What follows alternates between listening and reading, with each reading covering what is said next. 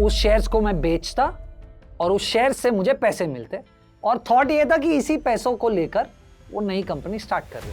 हमने उसे पर्सनल पैसा दिया और 1 साल में उसने हमें 126% रिटर्न्स निकाल कर दिए। फैमिली मेंबर्स का पैसा डलवाया और फ्रेंड्स एंड फैमिलीज का मिलाकर 14 करोड़ रुपया इन्वेस्ट कर दिया उसके साथ। क्या लगता है अगले साल क्या हुआ? This video is made for educational purposes only and are not meant for financial advice. Viewers are recommended to consult registered financial and investment advisors before making any investment. We disclaim all liability for any loss or damage as a result of any investment that you may consider. We do not promote any finance or investment related courses or products to this channel. 18 अक्टूबर 2015, आज भी मुझे वो date याद है। मैंने मेरी fiance को call किया, मैंने उसको कहा मुझे मिलना है। वो भी थोड़ा सा नर्वस हो गई कि ये शादी के 2 महीने पहले क्यों मिलने बुला रहा है। मिले, मुझे उसको कुछ कहना था शादी के पहले, और कहना ये था कि मैं बैंकरप्ट हो चुका था क्योंकि मैंने कुछ एफएनओ पोजीशंस ऐसी ली थी जिससे मुझे ऐसा लगा था कि मैं पैसा बनाऊंगा, शादी का खर्चा निकल जाएगा। पर अनफॉर्चुनेटली उस एफएनओ पोजीशन की वजह से मैं हो चुका था बैंकरप्ट, और अब मुझे उससे ये कहना था कि शायद हमें कोर्ट मैरिज करनी चाहिए क्योंकि आज मेरे पास पैसा नहीं है आउटडोर वेडिंग करने के लिए। ये जर्नी जो आज मैं आपके सामने बताने वाला हूं वो शुरू हुई थी मेरी 8th स्टैंडर्ड से। आज तक मैं तकरीबन 3 कंपनी 3 स्टार्टअप्स में फेल हो चुका हूं, 2 बार बैंकरप्ट हो चुका हूं, पर आज 2 कंपनीज चलाता हूं, 160 लोगों को एम्प्लॉय करता हूं और तकरीबन 15,000 करोड़ रुपए का एसेट अंडर मैनेजमेंट मैनेज करता हूं। हाय एवरीबॉडी, मेरा नाम कीर्तन शाह है। मैं एक एंटरप्रेन्योर हूँ, एजुकेशन बिजनेस चलाता हूँ फाइनेंशियल प्लानिंग एकेडमी के नाम से, और वेल्थ मैनेजमेंट बिजनेस चलाता हूँ क्रेडेंस फैमिली ऑफिस के नाम से। मेरी जर्नी पता नहीं इंस्पिरेशनल है या नहीं, पर बहुत धक्के खाए, बहुत बार फेल हुआ हूँ, और आज भी पता नहीं शायद सक्सेसफुल हूँ या नहीं। मैं खुद भी ये जानने की कोशिश कर रहा हूं कि क्या मैं एक एवरेज बंदा हूं, क्या मैं ब्रिलियंट हूं, या सिर्फ लकी हूं। मेरी जर्नी कभी भी लीनियर ऊपर नहीं गई है, और यही समय था जब मेरी लाइफ में सबसे बड़ा टर्न आया था। 12th स्टैंडर्ड, जिसमें कंप्यूटर साइंस वाले मेरे जैसे किसी एक स्टूडेंट से एक्सपेक्ट किया जाता था कि आप पीसीएम में, फिजिक्स केमिस्ट्री मैथ्स में कम से कम 95% के ऊपर स्कोर करेंगे, और कंप्यूटर साइंस जो ये स्पेशल सब्जेक्ट जो हमें दिया गया था मैथ और बायोलॉजी और हिंदी के सामने, वहां हमें स्कोर करने की अपॉर्चुनिटी मिलती थी, जिसकी वजह से हमारा ओवरऑल स्कोर काफी अच्छा हो जाता था। अनफॉर्चुनेटली एक्सपेक्टेशन जो मुझसे 95% और ऊपर की थी पीसीएम में, मुझे पीसीएम फिजिक्स केमिस्ट्री मैथ्स में सिर्फ 48% आए थे। अगर कॉलेज चाहती तो मुझे आराम से फेल कर कर पूरा 12th स्टैंडर्ड रिपीट करवा सकती थी, पर कॉलेज को शायद अपनी इज्जत की ज्यादा पड़ी थी, मुझे ग्रेस मार्क्स देकर पास कर दिया। पर ऑफ कोर्स लाइफ को आगे बढ़ना था, थोड़ी सी मेहनत की मेरे पेरेंट्स ने मुझसे ज्यादा, और मुझे इंजीनियरिंग कॉलेज में एडमिशन दिला दिया। इंजीनियरिंग कॉलेज में फर्स्ट सेमेस्टर में 5 सब्जेक्ट की एग्जाम्स, 5 में से 4 में फेल, और इस बार कोई ग्रेस मार्क्स देकर मुझे पास नहीं किया गया था, मैं एक्चुअल में फेल हो चुका था। तब मुझे रियलाइज हो चुका था कि शायद ये जो कॉन्फिडेंस मुझे 8, 9, 10 स्टैंडर्ड की वजह से मिला था कि मैं एकेडमिकली बहुत अच्छा हूं, ऐसा शायद नहीं था। फेल होने के बाद मुझे ऑफ कोर्स डिसाइड करना था कि लाइफ में आगे बढ़ना है। मेरे फ्रेंड्स जिनके साथ मैं कंपीट करता था, और शायद आप लोग भी अपने फ्रेंड्स जिनके साथ कंपीट करते हो एकेडमिक्स में या काम में आगे बढ़ने के लिए, वो मेरे फ्रेंड्स मेरे से बहुत आगे निकल चुके थे, और मुझे ऐसे लगने लगा था कि शायद मैं लाइफ में पीछे जा रहा हूं आगे बढ़ने की जगह पे। तब मैंने इंजीनियरिंग छोड़ी, बीएससी मैथ्स में एडमिशन लिया, पर बीएससी मैथ के साथ कुछ करना पड़ेगा ऐसा दिमाग में डेफिनेटली चल रहा था, क्योंकि मेरे फ्रेंड्स आगे चले गए। 3 साल मैंने बीएससी मैथ मेरी ग्रेजुएशन के साथ कॉल सेंटर में काम किया था, पूरी रात। पर यह मेरी लाइफ का एक चेंजिंग मोमेंट था, क्योंकि इस कॉल सेंटर की वजह से मुझे ऐसा लग रहा है मुझे finance, team management, global clients के साथ बात करना और टीम कोचिंग या ट्रेनिंग का एक्सपीरियंस वहीं से मिला था। मैं ग्रेजुएट हुआ उसके पहले मैं एक 60 लोगों की टीम संभालता था, ग्लोबल क्लाइंट से फोन पे और ईमेल पे बात करता था और इन टीम मेंबर्स को कोच करता था अच्छे परफॉर्मेंस के लिए। 60 में से 59 लोग मेरी टीम में मेरी एज से बड़े थे।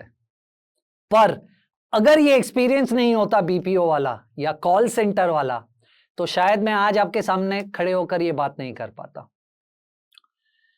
वो यही एक्सपीरियंस था जिससे मुझे पता चला शायद कि प्रैक्टिकली मुझे फाइनेंस में ज्यादा इंटरेस्ट है, क्योंकि मैं जितने भी प्रोजेक्ट्स में काम कर रहा था उन 3 सालों में वो सब क्लाइंट्स फॉरेन बैंक्स थी।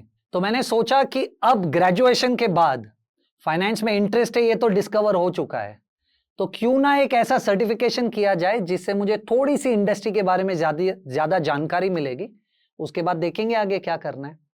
तब मैंने CFP सर्टिफाइड फाइनेंशियल प्लानर ये सर्टिफिकेशन कोर्स करना चूज किया और वहां से मेरी फाइनेंस में जर्नी पिकअप हुई। सर्टिफिकेशन करने के बाद ऑफ कोर्स बहुत सारे छोटे छोटे स्टिंट्स यहां वहां बहुत सारे किए। इनफैक्ट इमीडिएटली सर्टिफिकेशन खत्म होने के बाद हमने एक फाइनेंशियल प्लानिंग कंपनी खुद की भी चालू कर दी, क्योंकि शायद एकेडमिकली वो जो अच्छा स्कोर किया मैंने CFP सर्टिफिकेशन में, मुझे ऐसा लगा कि शायद मैं एक फाइनेंशियल प्लानर बन गया हूं। 4 महीने बाद उस कंपनी को बंद करना पड़ा, क्योंकि मैं 4 महीनों में समझ गया था कि जो मैं समझा हूं सर्टिफिकेशन के थ्रू बहुत एकेडमिकल था और मुझे प्रैक्टिकल लाइफ में फाइनेंशियल प्लानिंग का कोई अंदाजा नहीं था। उसके बाद ऑफ कोर्स यहां वहां थोड़ी ब्रोकिंग कंपनीज में, थोड़े बैंक्स में थोड़ा सा काम किया, राइट। पर जैकपॉट लगा थोड़े सालों के बाद, जब एक BSE लिस्टेड NBFC में काम करने का मौका मिला। उस BSE लिस्टेड NBFC में काम करके कुछ सालों में मैं एग्जीक्यूटिव डायरेक्टर और ट्रेजरी हेड की पोजीशन तक पहुंच गया था। तब अगर मैं पीछे देखता तो मुझे अपने आप पे खुद भी भरोसा नहीं था कि मेरे जैसा कोई एकेडमिकली इतना फेलियर आदमी प्रॉबेबली किसी एक BSE लिस्टेड कंपनी में एग्जीक्यूटिव डायरेक्टर की पोजीशन तक पहुंच सकता है। शायद अर्ली 2000 जबकि बात कर रहा हूं मैं, ये मुझे नहीं लगता कि मैं जिस एज में था उस एज के बहुत सारे लोग एक एग्जीक्यूटिव डायरेक्टर लेवल की पोजीशन पे एक BSE लिस्टेड NBFC में थे।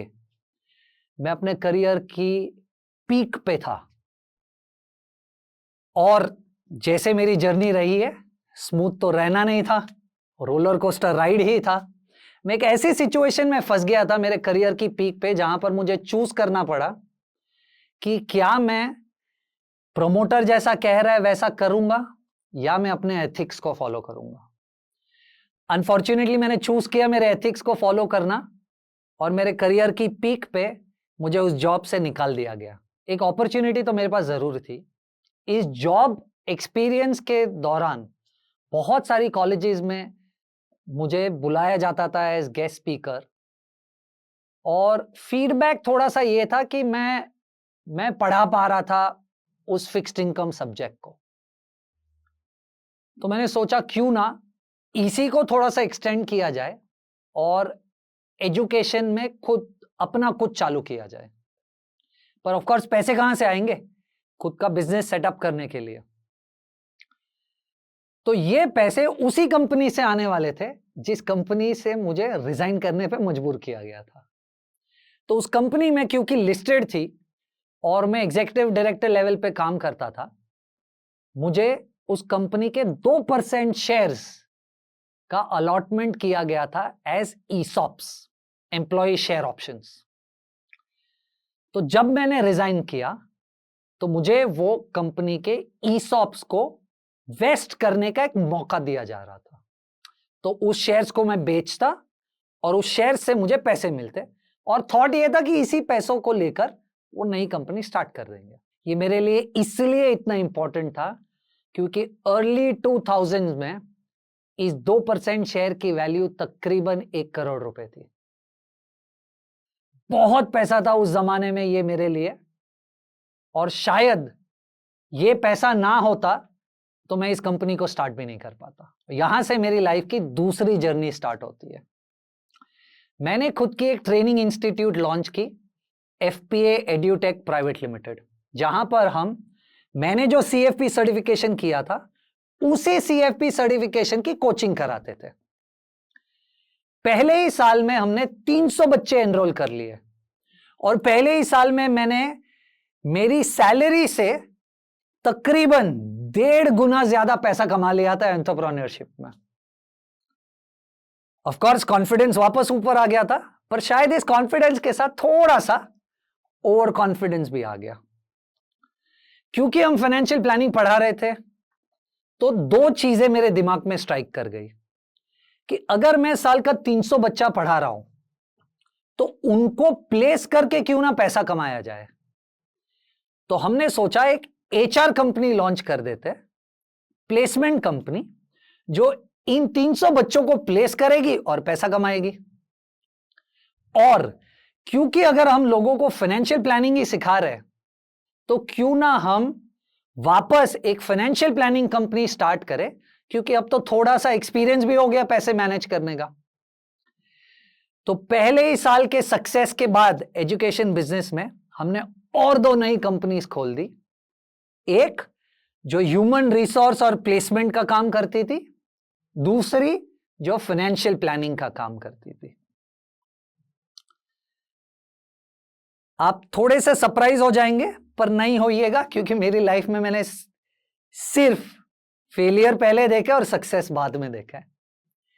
1.5 साल एग्जैक्टली मुझे याद है, मैंने एजुकेशन कंपनी स्टार्ट की, उसके 1.5 साल बाद HR और फाइनेंशियल प्लानिंग दोनों कंपनी एक साथ चालू की।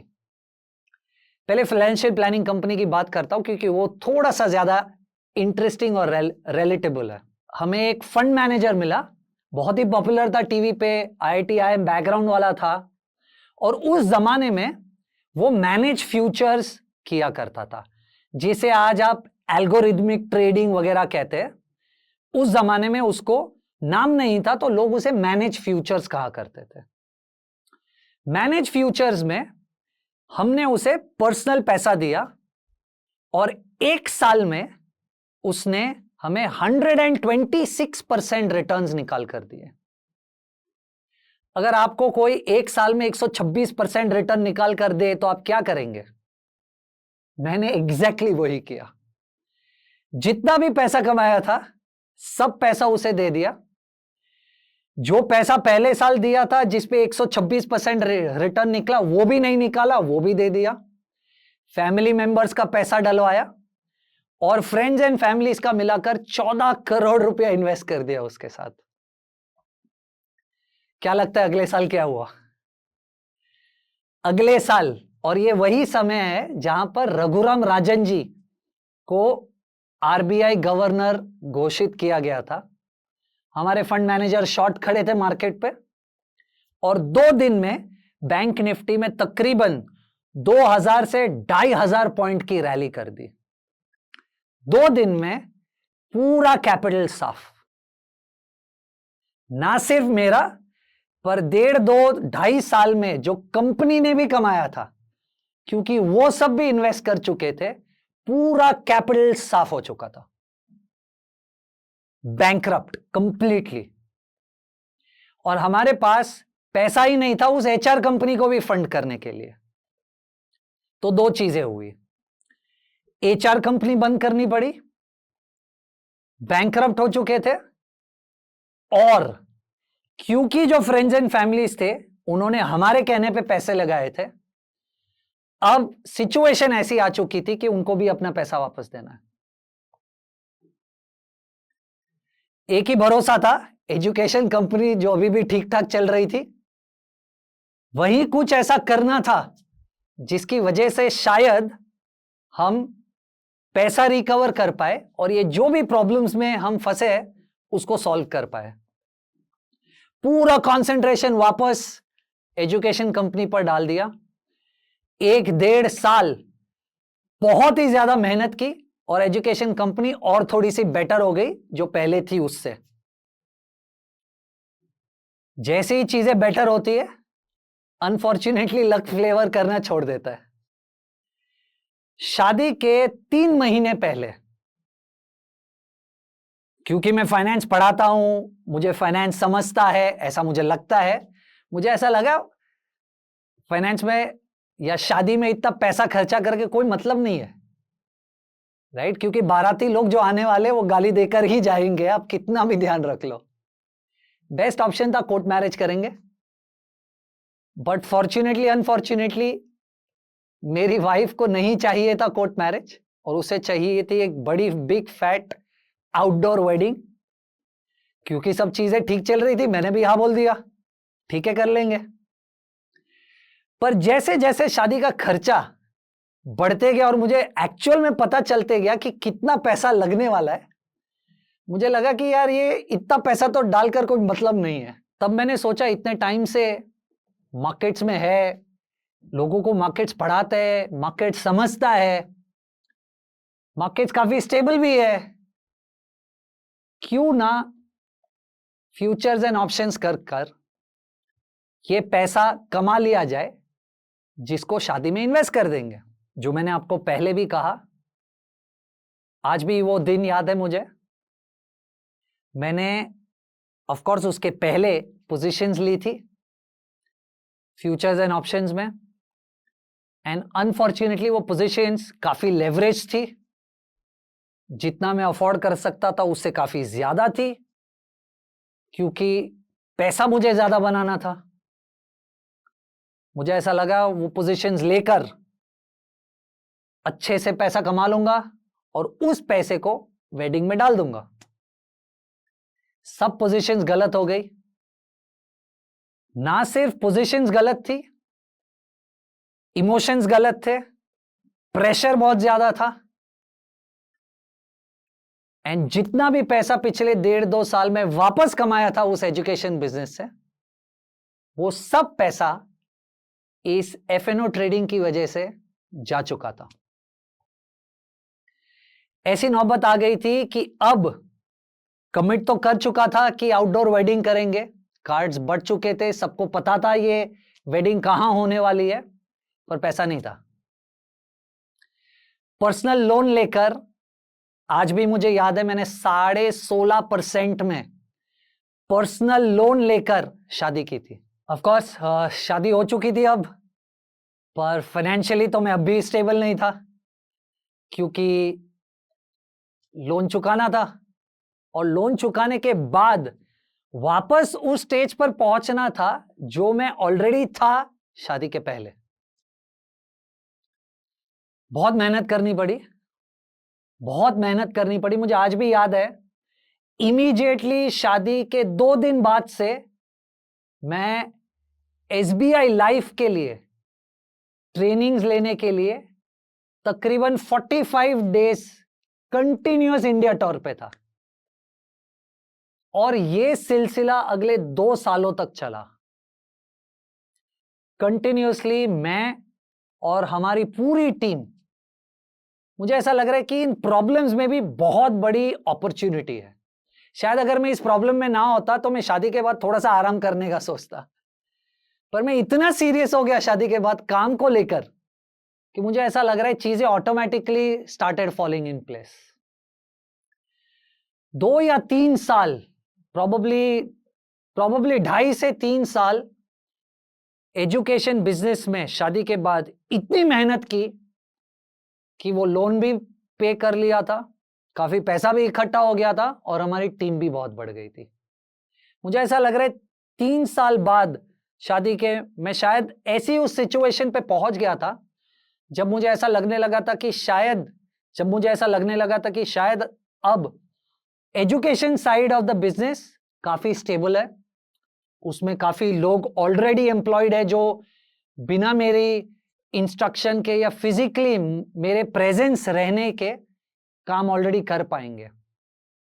और क्योंकि हम बहुत सारी कॉर्पोरेट ट्रेनिंग्स कर रहे थे उस जमाने में, जबकि मैं इंश्योरेंस कंपनी के एजेंट्स को ट्रेन करता था, म्यूचुअल फंड कंपनी के डिस्ट्रीब्यूटर्स को ट्रेन करता था, स्टॉक ब्रोकिंग फर्म्स के सब ब्रोकर्स को ट्रेन करता था, मुझे ऐसा लगने लगा था कि आज भी ये जितने भी इंटरमीडिएटरीज है जो लोगों का पैसा संभाल रहे हैं, वो अनफॉर्चुनेटली उस लेवल का नॉलेज आज भी नहीं रखते।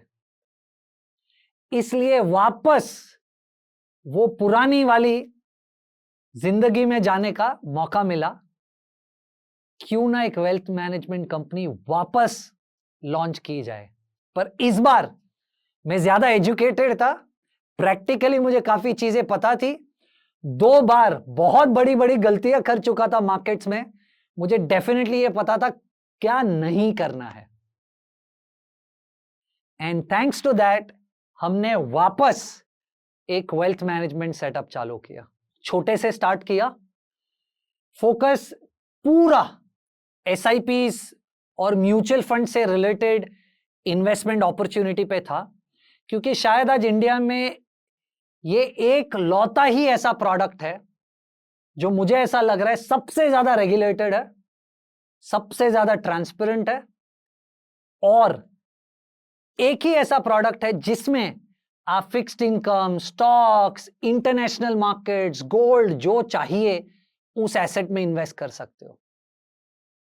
धीरे धीरे धीरे करके SIP बुक बढ़ाने पे फोकस था, और क्योंकि सोशल मीडिया का पावर मुझे पता था, मैं सोशल मीडिया पे बहुत ज्यादा काम करने लगा, एजुकेशन स्प्रेड करने लगा, financial planning, wealth management, investment, गोल बेस्ड प्लानिंग को लेकर, कि मुझे वहां से बहुत ट्रैक्शन आने लगा।